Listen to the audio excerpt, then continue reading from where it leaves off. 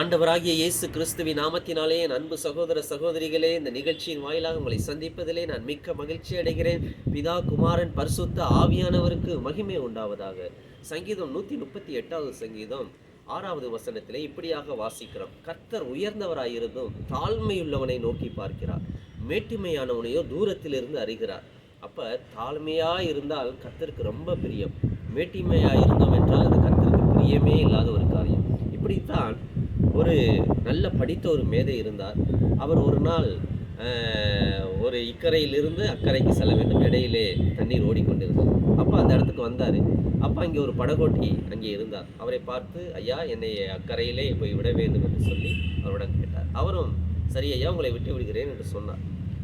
ஆனால் ஏறி உட்கார்ந்த இவர் தொடர்ந்து கேள்விகளை அவரிடம் கேட்டுக்கொண்டே இருந்தார்.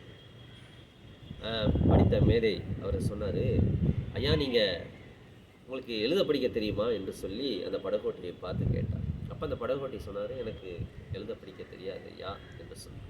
அப்பொழுது அவர் சொன்னார், இந்த மேதை சொன்னார், நீங்கள் வாழ்க்கையில் பாதியை நீங்கள் இழந்து விட்டீர்கள் உங்கள் வாழ்க்கையிலே என்று சொன்னார். இன்னும் கொஞ்சம் தூரம் போன பிறகு அந்த மேதை சொன்னார், மறுபடியும் அந்த படகோட்டியை பார்த்து, உங்களுக்கு சாஸ்திரங்கள் எல்லாம் நீங்கள் கற்றிருக்கிறீர்களா என்று சொல்லி கேட்டார். அதற்கு அந்த படகோட்டை சொன்னார், ஐயா, அந்த எந்த சாஸ்திரமும் நான் கற்றதில்லை என்று சொன்னார். அப்பொழுது அவர் சொன்னார், உங்கள் வாழ்க்கையில் முக்காவாசியை நீங்கள் இழந்து விட்டீர்கள் வாழ்க்கையிலே என்று சொன்னார். அப்போ இன்னும் கொஞ்சம் தூரம் போன பிறகு பயங்கரமான காற்று. அப்பொழுது படகு ரொம்ப அந்த அலைகளினால் அங்கும் இங்கும் ரொம்ப அமல்கிறது மாதிரி அங்கேயும் இங்கும் அது ஊசலாடி கொண்டே இருந்தது. அப்பொழுது அந்த படகோட்டி கேட்டார், ஐயா, உங்களுக்கு நீச்சல் தெரியுமா? இப்பொழுது நம்முடைய படகானது கவிழ போகிறது.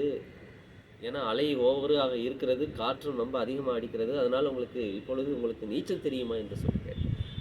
அப்பொழுதுதான் அந்த படித்த மேதை சொன்னார், எனக்கு நீச்சல் தெரியாதே என்று சொன்னார். அப்பொழுதுதான் அந்த படகோட்டி சொன்னார், ஐயா, உங்கள் வாழ்க்கையே என்று முடிந்து விட்டது ஐயா என்று சொல்லி அந்த படகோட்டி அந்த போட்டில் இருந்து அவர் தண்ணிக்குள்ளே குதித்து அவர் நீச்சல் அடித்து அவர் கரைக்கு சென்று.